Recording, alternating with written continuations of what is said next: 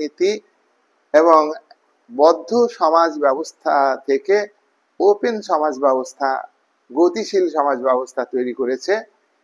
শিল্প বিপ্লব কুটির শিল্পকে ধ্বংস করে দিয়েছে, হস্তশিল্পকে ধ্বংস করে দিয়েছে, যন্ত্র চালিত শিল্প, মেশিন ব্যবহৃত শিল্প, মূলধন নির্ভর শিল্প এবং মুনাফা ভিত্তিক শিল্প ইত্যাদি শিল্পায়নের ফলে দেখা দিয়েছে।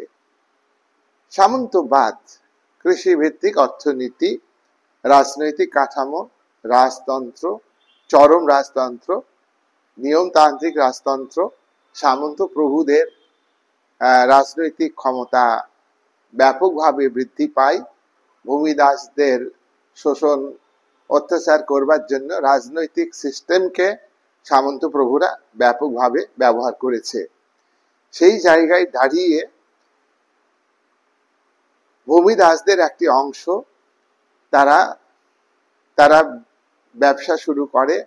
ব্যবসা করতে করতে তারা ব্যবসার ক্ষেত্রে উন্নতি করে, নদীর ধারে বসতি গড়ে তোলে এবং ব্যবসার উন্নতির জন্য তারা শিল্প কারখানা গড়ে তোলে এবং কৃষিতে যে আবদ্ধ কৃষক ছিল সেই কৃষকদের তারা মুক্ত করে সামন্ততান্ত্রিক ব্যবস্থাকে উচ্ছেদ করে বিপ্লবের মাধ্যমে, সংগ্রামের মাধ্যমে উদীয়মান ধনিক বণিক শ্রেণীর নেতৃত্ব দিয়ে তারা পুঁজি ভিত্তিক উৎপাদন ব্যবস্থা, কৃষি ভিত্তিক উৎপাদন ব্যবস্থা জায়গায় শিল্প ভিত্তিক উৎপাদন ব্যবস্থা গড়ে তুলেছে, নগর গড়ে তুলেছে, মানুষের জীবনে গতি এনেছে।